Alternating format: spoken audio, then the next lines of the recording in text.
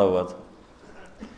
تو یہاں سب کچھ مل جائے تو زوال ہے، چند سال گزرنے کے بعد زوال ہے. تو اب اللہ کہہ رہا میں تمہیں ایک اس سے اعلیٰ چیز بتاؤں، انبئکم بخیر من ذالکم، کیا ہے؟ للذین اتقوا عند ربہم جنات تجری من تحتها الانہار خالدین فیہا وازواج مطہرہ ورضوان من اللہ واللہ بصیر بالعباد. کہ اگر مجھ سے دوستی لگا لو نا، تقویٰ کیا ہے؟ اللہ سے دوستی لگانا. اور تقویٰ کوئی ایسی آسمانی مخلوق نہیں ہے یا ایسی کوئی مشکل صفت نہیں ہے جو پیدا عام سے عام مسلمان تقوی والا ہو سکتا. آگے آئیں گی، میں وہ بتا رہا ہوں، بلکہ پہلے وہ بتا دیتا ہوں. کون ہے تقوی والے؟ اللہ جو یہ کہتے ہیں اللہ ہم تیرے اوپر ایمان لائے، یا اللہ ہمارے گناہ معاف فرما، ہمیں جہنم سے نجات عطا فرما. اور تقوی والے کون ہوتے ہیں؟ جو صبر کرتے ہیں، جو سچ بولتے ہیں، جو عبادت کرتے ہیں، جو خرچ کرتے ہیں اور جو تہجد پڑھتے ہیں. لو یہ 4-5 باتیں ہیں، یہ کر لو تو آپ تقوی والے ہو. تو اس پر ملنے والا کیا ہے؟ جنات تجری من تحتها الانہار. انسان جب سے پیدا ہوا ہے اور جب سے پروان چڑھ رہا ہے اور نسل در نسل آئیڈیل لائف کی تلاش میں. 18ویں صدی میں جب سائنس نے ایک دم آنکھیں کھولی اور انسان نے کائناتی علم دریافت کیے، تو ایک شور اٹھا کہ اب خدا کوئی نہیں ہے، اللہ کوئی نہیں ہے. یہ سارا سسٹمیٹک سسٹم ہے. تو ہم نے مادی طاقتوں کا راستہ دیکھ لیا ہے، ہمیں کسی خدائی جنت کی ضرورت نہیں، ہم دنیا کو جنت بنا دیں گے. یہ 18ویں صدی میں بہت انکار، اللہ کے انکار کی بہت ہوا چلی. پھر انسانی علم خود یہاں تک پہنچا کہ نہیں، اللہ کے انکار کے بغیر کائنات کا کوئی نہ سر ہے نہ پیر ہے، نہ توجیہ ہو سکتی ہے، نہ کوئی اس کے کسی سوال کا جواب ہو سکتا ہے. لہذا ایک خالق ضرور ہے جس نے اس کائنات کو پیدا کیا ہے. تو انسان، اچھا ایک بات پہلے میں جو میڈیکل سائنس کہتی ہے کہ انسان اپنے ذہن میں کبھی بھی ناممکن کی تمنا نہیں کر سکتا. آپ کو کسی ان پڑھ سے ان پڑھ ایک چھوٹی سی مثال، کدی 2 تے 2 5 ہو جان. کسی کو یہ تمنا کرتے دیکھا کدی 2 تے 2 5 ہو جان. ایک چھوٹی سی مثال عام فہم دی ہے، اس کو پھیلا دو. انسان کا کمپیوٹر ناممکن کو نہ سوچتا ہے نہ تمنا کرتا ہے، اندر وہ چیز جاتی نہیں. ناممکن کی تمنا نہیں پیدا ہوتی. پھر یہ زندگی کیوں چاہتا ہے؟ یہ کیوں چاہتا ہے موت نہ آئے، موت نہ آئے، موت نہ آئے؟ یہ کیوں چاہتا ہے جبکہ ناممکن کی تمنا اندر نہیں پیدا ہوتی؟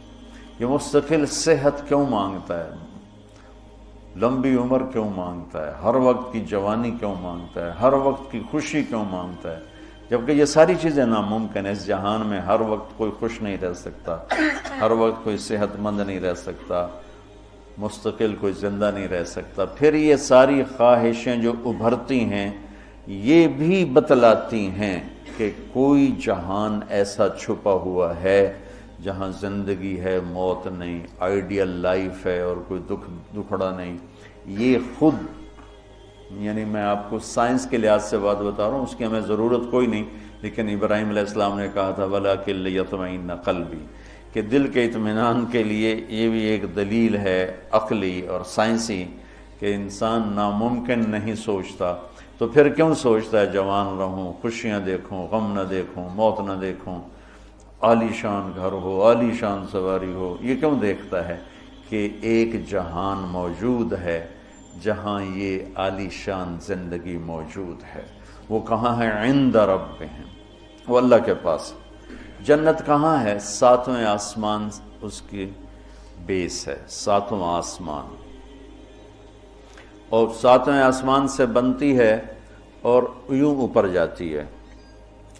تو ایسا نہیں کہ وہ بلڈنگ اوپر جاتے جاتے جاتے عرش سے مل گئی، وہ بیچ میں سپیسز ہیں، یہ ایک جنت ہے، پھر ایک یہ ہے، ایک یہ ہے، ایک یہ ہے، ایک یہ ہے۔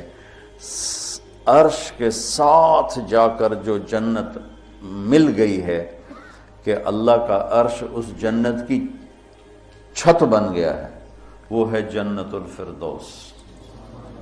ان الذین آمنوا وعملوا الصالحات کانت لهم جنات الفردوس نزلا اولئک هم الوارثون یرثون الفردوس۔ تو فردوس اعلی جنت ہے۔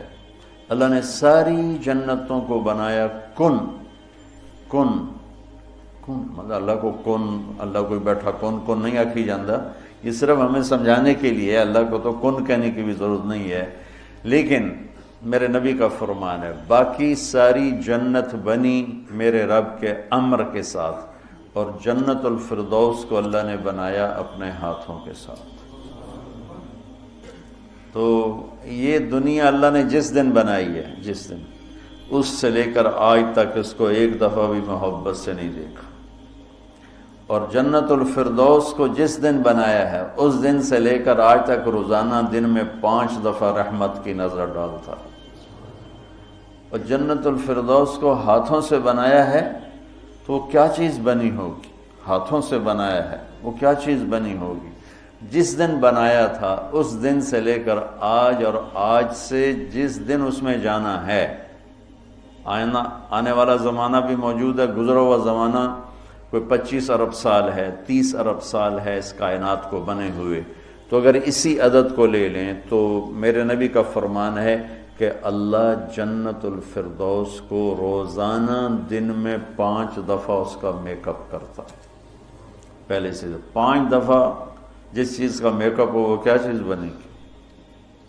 اچھا یہ تو دنیا ہے نا، چھوٹی چیز ہے، اس کا تو زیادہ میک اپ ہو نہیں۔ اس مسجد کا ہم میک اپ شروع کریں تو یہ چھوٹا سا حال ہے، 1 2 سال 3 سال میں ہم دنیا کے تارے توڑ کے لے آئیں، تو بھی چند سال کے بعد کوئی جگہ ہی نہیں ہوگی بھی اب کہاں کیا چیز رکھیں۔ میں اس پہ حیران ہوتا ہوں، ایک لڑکی دلہن بن رہی ہے نا، تو وہ پارلر پہ اسے 1 گھنٹہ 2 3 4 5 6 7 8 لگا دو، اس کے بعد وہ کیا کریں گے؟ منہ ایڈا سارا، تو اب اس کے اوپر پورا ڈبہ تو نہیں ڈال دیں گے پاؤڈر کا، یا ساری سرخی اس کے منہ پہ مل دیں گے، تو وہ تو بھوتنی بن جائے گی بجائے دلہن بن۔ تو ایک لڑکی ہے، ایک لڑکا ہے، ایک گھر ہے، اس کی ڈیزائننگ ہے، اس کا میک اپ ہے، کسی کو چند گھنٹے لگیں گے، کسی کو چند سال لگیں گے، اور پھر ختم، کہ بس اس سے زیادہ نہیں ہو سکتا ہے۔ لیکن میں جب بھی سوچتا ہوں میں گم ہو جاتا ہوں، حیرت میں گم ہو جاتا ہوں کہ اللہ نے جنت الفردوس کی ہر چیز، تم نوجوان بیٹھو، حور ہی کہہ دیتا ہوں، جنت کی حور کو اللہ نے پیدا کیا امر کن، باقی جنتیں، اور جنت الفردوس کی حور کو پیدا کیا اپنے ہاتھوں سے پیدا کیا۔ تو کن اور ہاتھ سے کا کتنا فرق ہے۔ پھر جس دن پیدا کیا تھا اس دن سے لے کر آج کتنے سال ہو چکے ہیں؟ 30 ارب سال سے روزانہ پہلے سے 5 گنا زیادہ اللہ اسے خوبصورت کر دیتا۔ تو کیا کرتا ہے؟ اور اس کے اندر میک اپ کو قبول کرنے کی کتنی کیپیسٹی ہے، کتنی طاقت ہے کہ وہ روزانہ پہلے سے 5 گنا زیادہ خوبصورت ہوئی جا رہی ہے۔ اس کی ایک چارپائی لے لو، ایک کرسی لے لو، ایک پتا لے لو، ایک تنکا لے لو، ایک مور لے لو، ایک کبوتر لے لو، ایک پانی کا دریا لے لو، شراب کا جام لے لو، سراہی لے لو، بستر لے لو، پردہ لے لو، پلنگ لے لو، گھوڑا لے لو، کوئی چیز جنت کی لے لو، ہرن لے لو، مور لے لو، کوئی چیز، ہر چیز کو اللہ پہلے سے 5 گنا زیادہ حسین۔ آج 5 دفعہ مکمل ہو گیا، کل آئے گا پھر 5 دفعہ پہلے سے زیادہ حسین۔ 30 ارب سال سے جس چیز کا میک اپ ہو رہا ہو اور آئندہ زمانوں میں بھی اس کا ہونا ہی ہے، اور میک اپ کرنے والا بھی اللہ ہو تو وہ کیا چیز بنے گی؟ کیا چیز ہو؟ اور دنیا کو جنت بنا بھی لو تو موت کا کیا کرو؟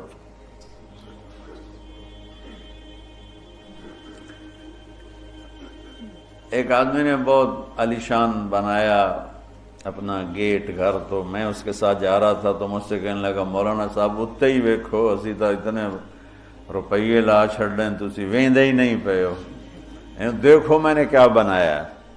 تو مجھ سے کہنے لگا مولانا صاحب اتنا ویکھو تو میں کتنے پیسے لائیں تے کی بنا دیتا ہے۔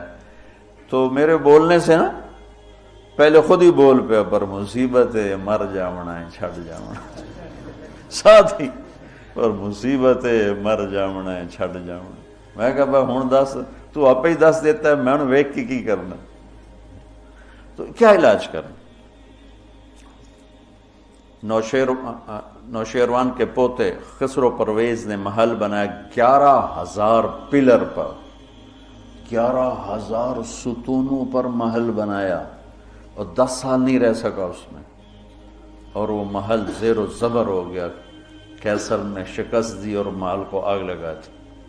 عبد الرحمن الناصر اموی بادشاہ نے اسپین میں محل بنایا 4,316 پلر اور برج، اور 25 سال صرف اس میں رہا، اور جا کے اسی قبر میں گر گیا جس قبر میں غریب جا کے گرتا ہے۔ آج اس محل کے کھنڈر میں دیکھ کر آیا ہوں قرطبہ میں کہ کیا وہ شان و شوکت 300 ہجری میں بننا شروع ہوا، اور 1,000 خچر سامان ڈھونے کے لیے اور 10,000 مزدور مستری راج اس پہ کام کرنے کے لیے، چونکہ اس مینول کام تھا سارا، مشینی کام تو تھا نہیں، اور پوری دنیا سے سونا چاندی ہیرے لائے گئے، اور مختلف جگہ پہ پارے کے تالاب بنائے گئے سورج کی گردش کو سامنے رکھ کر، کہ پارا چونکہ ٹکتا نہیں، یوں کرتا ہے تو سورج کی شعائیں اس پر پڑتی، اور جب وہ پارا ڈانس کرتا تو شعا بھی ڈانس کرتے ہی اوپر جا کے محل پہ پڑتی، تو پورا محل یوں رقص کرتا ہوا نظر آتا تھا، یوں سارا محل جھومتا نظر آتا تھا۔ اتنا اس اللہ کے نیک بندے نے تباہ کیا پیسہ قوم کا، اور ٹوٹل 25 سال، اب 350 میں وہ مر گیا، اور اس کی سوانے میں لکھا ہے 50 سال میں نے حکومت کی اور ہر دشمن کو زیر کیا، لیکن میں نے اپنی خوشی کے دن گنے 50 سال میں تو صرف 14 دن تھے، صرف 14 دن۔ تو اب اس کا کیا علاج ہے کہ آپ نے سب کچھ بنا لیا، موت کو بھگاؤ۔ جب موت ہے تو اللہ کہتا ہے یہ آئیڈیل ہوم نہیں بن سکتا، لہذا یا مجھ سے دوستی کر لے، تقوی اختیار کر لے، پھر تو دیکھ میں تیرے لیے جنت بنا کے بیٹھوں، 7ویں آسمان سے چلتی ہے، اور پھر یہ درجات ہیں، 100 درجات تو صرف جنت الفردوس کے ہیں، اور باقی پتہ نہیں کیا چیز۔ اچھا 7ویں آسمان پہ یہ اس کی 7واں آسمان اس کی بیس ہے، اور پھر 7ویں آسمان سے باہر نکل گئی، جیسے ہم وہ لوہا ڈال کے اور آگے شیڈ بنا دیتے ہیں، نیچے کوئی ٹیک نہیں ہوتی لیکن لوہے کے سریے ڈال کے شیڈ بنا دیتے ہیں، جنت کو اللہ تعالیٰ نے 7ویں آسمان سے یوں باہر نکالا ہے۔ کتنا باہر نکالا ہے وہ اللہ ہی بہتر جانتا ہے۔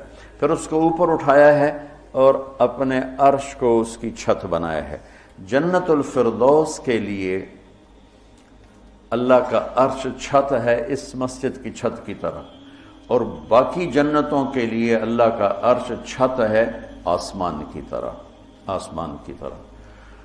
تو اس میں ایک تنکا لکڑی یا گھاس، وہاں کا تنکا بھی سونے چاندی سے بنا ہوا ہے، یہاں کے درخت لکڑی کے۔ ایک کہنے لگا سونے چاندی سے پھل کیسے آئے گا؟ میں نے کہا لکڑ تو پھل کیوں میں آ جاتا، یہ کوئی ہے عقل میں آنے والی بات کہ لکڑی سے پھل نکل ہے؟ لیکن چونکہ ہم ہر وقت دیکھتے رہتے ہیں تو وہ ہمارا ذہن اسے قبول کر چکا ہے. ورنہ کوئی عقل کی بات ہے کہ لکڑی میں سے آم نکل آتا ہے اور لکڑ میں سے انگور نکل آتا ہے, چھوٹی سی بیل میں سے اتنا بڑا تربوز نکل آتا ہے. یہ کیا چکر ہے؟ زمین پر پڑے پڑے پڑے پڑے پڑے اتنا ہو جاتا ہے.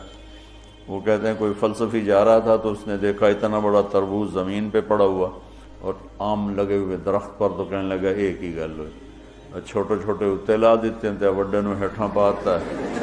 تو ابھی اسی سوچ میں تھا تو ایک کام ٹوٹ کے اس کی ٹنڈ پہ لگا, کہنے لگا سمجھ آ گئی یہ میرے اتنے ہندوانا ڈاندا تو میرا کی حال ہے,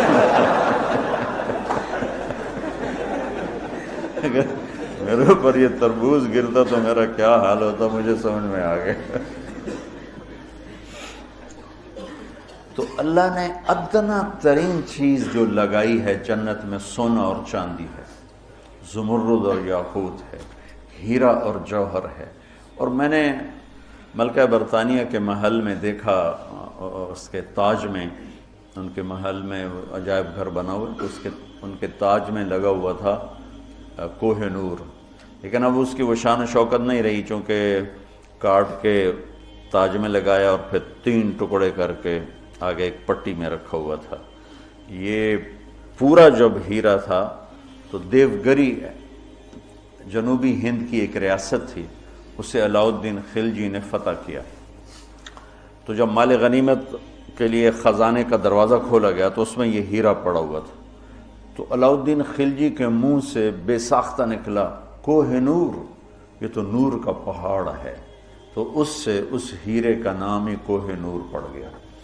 تو پھر جب انگریزوں نے فتح کیا ہندوستان کو تو پھر ملکہ برطانیہ کے لیے اسے جہاز کے ذریعے سے وہاں لندن پہنچا دیا گیا. یہ دنیا کا سب سے بڑا ہیرا تھا, ہو سکتا ہے اب اس سے بڑے ہوں, لیکن جنت کے کسی بھی لباس میں, تاج میں, گلاس میں, سراہی میں, میز پر, کرسی پر, بستر پر, مسیری پر, پلنگ پر, دروازے پر, کھڑکی پر جو موتی ہیرے جڑے ہوئے ہوں گے, اس میں سب سے چھوٹا موتی یا ہیرا یا نیلم یا زمرد یا پکھراج, جو بھی تم نام لے لو, جو آج دنیا میں قیمتی پتھر پائے جاتے ہیں, اس کو لا کر یہاں ٹیبل پر رکھ دو. وہ اتنا سارا ہو تو میرے رب کی قسم یہاں سے آسمان تک روشنی پھیل جائے اور خوشبو پھیل جائے, خوشبو پھیل جائے. تو اللہ تعالیٰ کہہ رہا ہے تم مجھ سے صلح تو کرو, مجھ سے یاری لگاؤ, تو میں نے آئیڈیل ہوم تمہارے لیے بنایا ہوا ہے. ایک نوجوان کہنے لگا اللہ حوروں کا لالچ کیوں دیتا ہے؟ میں نے کہا زنا سے روکنے کے لیے, کیونکہ لوگ شادی کر کے بھی زنا نہیں چھوڑتے ہیں, اور اللہ معاشرے کو پاک دامن دیکھنا چاہتا ہے. جس معاشرے میں زنا پھیل جاتا ہے وہ معاشرہ برباد ہو جاتا ہے. تو اللہ چاہتا ہے کہ ہر مرد عورت پاک دامن زندگی گزارے, اس لیے نے نکاح کا راستہ رکھا, اور پھر مرد کی شہوت کو روکنے کے لیے وعدہ کیا تو یہاں صبر کر, حلال کام کر, تو آجا میرے پاس, میں نے تیرے لیے تیری اس خواہش کا سامان تیار کر کے رکھا ہوا ہے. کہ یہاں کا مادہ مٹی ہے, وہاں کا مادہ مشک و عنبر ہے, وہاں کی گھاس زعفران کی ہے, یہاں زعفران اتنا سا ملتا ہے اور لاکھوں روپے کا کلو ملتا ہے, اور وہاں پوری میدان میں جو گھاس ہے وہ زعفرانی ہے, اور گھر کی 1 اینٹ موتی کی ہے, 1 اینٹ زمرد کی ہے, 1 یاقوت کی ہے, 1 زمرد کی ہے, 1 سونے کی ہے, 1 چاندی کی ہے, بیچ میں مشک کا گارا ہے اور زعفران کی گھاس ہے, اور اللہ کا عرش اس کی چھت بنایا گیا ہے. اور وہ اندر بیٹھو تو باہر نظر آتا ہے, باہر بیٹھو تو اندر نظر آتا ہے. میں نے جو ایک دفعہ جنت کا محل دیکھا خواب میں, تو یہ اس کی میں نے صفت جو پڑی تھی وہ میں نے آنکھوں سے دیکھی کہ میں اس کے اندر چل رہا تھا, مجھے باہر بھی نظر آ رہا تھا اور اوپر بھی نظر آ رہا تھا اور دائیں بائیں بھی نظر آ رہا تھا. حالانکہ میں ایک گیلری میں چل رہا تھا, اور اس کا جو فرش تھا مجھے لگتا تھا ہر فرش کی ٹائل کے نیچے سورج نکلا ہوا ہے, اس طرح اس میں سے روشنیاں نکل رہی تھیں, روشنیاں نکل رہی تھیں.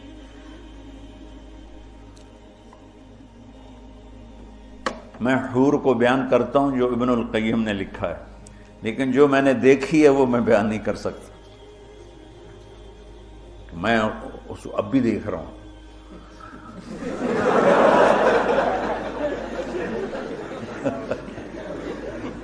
میرے رب کی قسم میں کیسے بتاؤں کہ وہ کیا حسن، کیسے بتاؤں؟ یقین مانو میں کتنا جنت کو بولتا ہوں، اور میں جنت کے حوروں کو بولتا ہوں جو لکھا ہوا ہے، لیکن جو اللہ نے مجھے دکھایا وہ میرے پاس نہ لفظ ہے، اس کی مسکراہٹ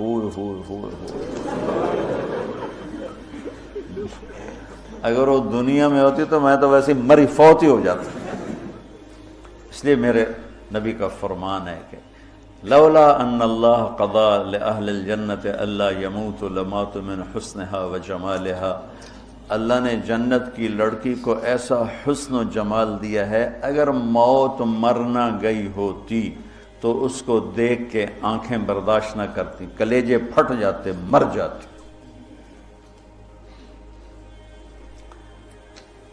تو یہاں کی عورتوں کے لیے بھی بشارت ہے کہ ایمان والی نیک صالح پاک دامن عورت جنت کی اس حور سے 70,000 گنا زیادہ خوبصورت ہوگی۔ 70,000 گنا کا مطلب ہوتا ہے لا محدود۔ ایک دفعہ حضرت ام سلمہ نے پوچھا یا رسول اللہ نساء الدنیا افضل ام نساء الجنہ، دنیا کی عورتیں افضل ہیں یا جنت کی عورتیں؟ آپ نے فرمایا بل نساء الدنیا، ام سلمہ دنیا کی عورت۔ تو انہوں نے کہا یا رسول اللہ وہ کیسے؟ یعنی ہم تو مٹی سے بنی ہیں اور گندگیوں میں بھری ہیں، اور وہ تو مشک عنبر زعفران کافور سے بنی ہیں، پاک پاکیزہ ہیں۔ تو آپ نے فرمایا ام سلمہ بصلاتہن وصیامہن وعبادتہن للہ عز وجل۔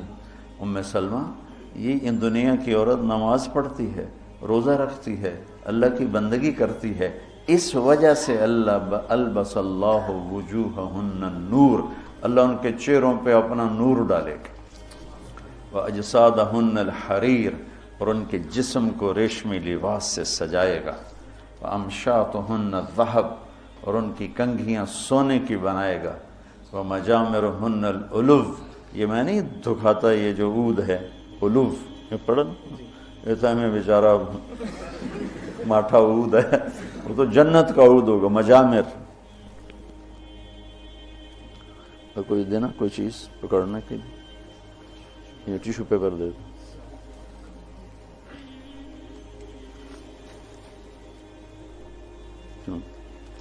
اس کو کہتے ہیں مجمار۔ مجمار کا اردو میں لفظ دھونی دینے کی چیز ہے، جس میں مجامر جمع ہے مجمار، کہ اس طرح ان کے سامنے ہوں گے اور اس میں عود جل رہا ہوگا اور اس کی خوشبو پھیل رہی ہوگی۔ یہ دنیا کی عود ہے، ساری مسجد میں خوشبو آتی کہ نہیں آتی؟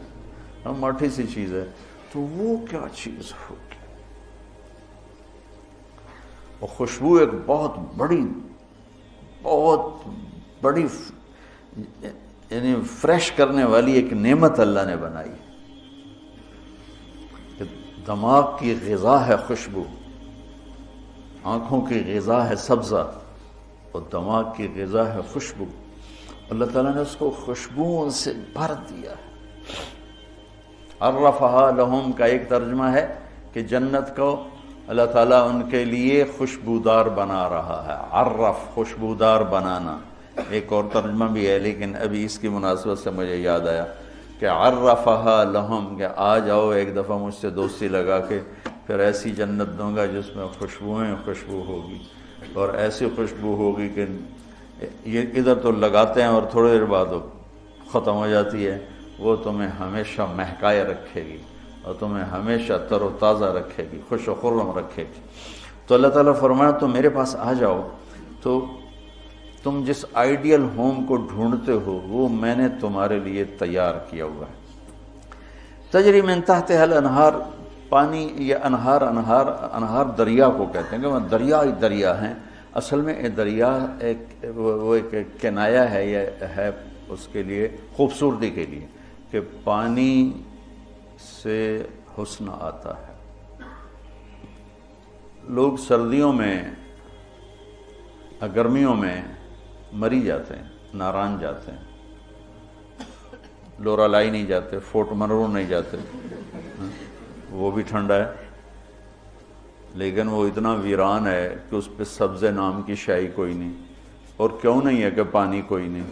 پانی نہ ہونے کی وجہ سے کالے پہاڑ ہیں.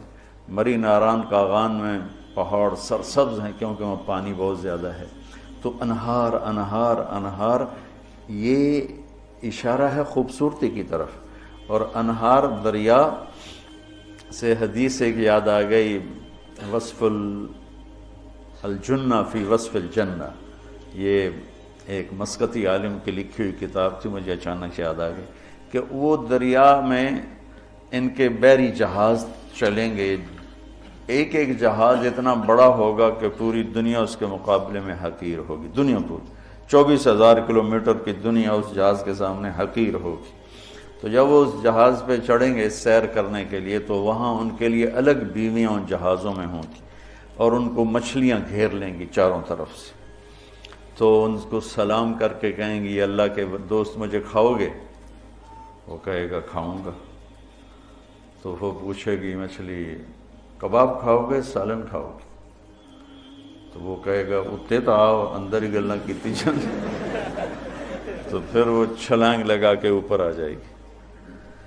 تو موت تو ہے نہیں، تو وہ کہے گا کباب کھلاؤ، تو وہ یوں کرے گی. تو ایک کندھے سے کباب نکل کے سامنے آنا شروع ہو جائے. کہے گا سالن دے، تو یوں کرے گی. تو میں یہ بنگلہ دیش میں حدیث بیان کرتا ہوں، بہت مزہ آتا ہے کیونکہ بنگالی بڑے خوش ہوتے ہیں ان کی غذا مچھلی ہے نا. ایک دفعہ پہلوانوں کو اکٹھا کیا ہم نے، زندگی میں پہلی دفعہ میں نے پہلوان اتنے دیکھے، اور پہلی دفعہ ان سے میں نے بات کرنی. میں پریشان، یا اللہ میں ان سے کیا بات کروں، سارے انج کر کے اڈی اڈی کنی، اڈے اڈے سر تے کن، کسی دا اینج کسی دا اینج کسی دا اینج. تو اینج کر کے پے ہوئے، یا اللہ میں انہاں بلائنوں کی گل کراں، انہاں دی کھوپڑیاں کتوں گل جاؤں. کبھی زندگی میں پہلوانوں سے بات نہیں کی. تو بڑا پریشان بڑا پریشان. ظہر کی نماز کے بعد بیان تھا، مونی روڈ وہ پہلوانوں کا کھاڑا ہوتا تھا. خیر نماز ظہر کی ہو رہی تھی، تو نماز کے دوران اللہ نے نا میری رہبری فرمائی. مجھے ایک حدیث یاد آ گئی. تو بیان شروع ہوا تو وہ ان کے بیٹھنے کا انداز ایسا جیسے کہ اکھاڑے میں ہی بیٹھے ہوئے ہیں، وہ لتاں لمیاں کیتی ہوئی ہیں، تو منہ اتنا کیتا ہوا. میں تو نہ دے سامنے چڑا جا بیٹھا ہوا سا. تو میں نے ان سے کہا دیکھو بھائی، یہاں سے میں نے بات شروع کی، دیکھو بھائی اصل زندگی ہے جنت اور دنیا ہے عرض. اور جنت میں جانے کا سب سے زیادہ مزہ پہلوانوں کو آئے گا. وہ سارے ذرا اینج ہو گئے، پہلے اینج ہو گئے. پہلوانوں کو بڑا مزہ آئے گا جنت میں جانے کا، اس لیے کہ جنت کا پہلا کھیل جو اللہ ہمیں دکھانے والا ہے نا، پہلی انٹرٹینمنٹ جو جنت کی ہوگی سب سے پہلی، وہ مچھلی اور بیل کی کشتی ہوگی. اب ہمیں تو کشتی آتی نہیں، تو ہمیں تو نہیں پتہ لگے گا بھئی مچھلی نے کیا داؤ لگایا، بیل نے کیا داؤ لگایا. تم سارے پہلوان ہو، تمہیں پتہ ہے داؤ کیا ہوتا ہے. جب بیل داؤ لگائے گا تسی اس لئے نعرے مارو گے، جب مچھلی داؤ لگائے گی پھر تم نعرے مارو گے، اور تمہیں وہ مچھلی اور بیل کی کشتی دیکھنے کا جو مزہ آئے گا وہ ہمیں تو آئے گا نہیں. یہاں سے بات چلی، وہ تھوڑے تھوڑے ان کی آنکھیں کھلی. تو اللہ تعالیٰ نے ایک عجب گھر بنایا ہے، اور ہمیں ذوق ہی نہیں، چونکہ جنت کے تذکرے ہی کوئی نہیں.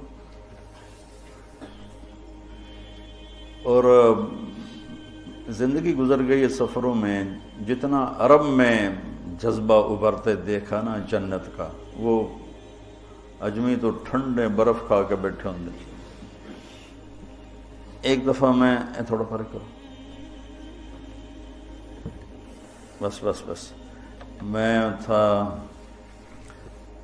یہاں، ایک عرب جماعت آئی ہوئی تھی، وہ میں گیا ان کو ملنے، وہ تعلیم کرا رہے تھے، اس میں ایک بدو وہ یوں کر کے نا تعلیم میں سویا ہوا تھا یوں کر کے، تو انہوں نے مجھے کہا آپ تھوڑی بات کر لیں،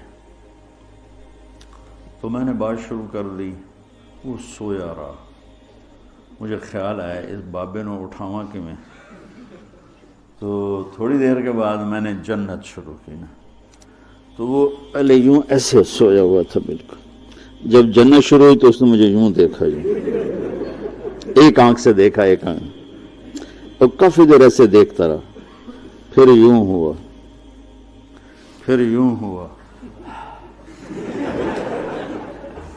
وہ پھر ایک دم جمپ لگایا، وہ میں نے عیناک کھولی نا کہ عیناک کیا چیز ہے، تو پھر جمپ لگا کے ناچنا شروع ہو گیا، حور حور حور حور۔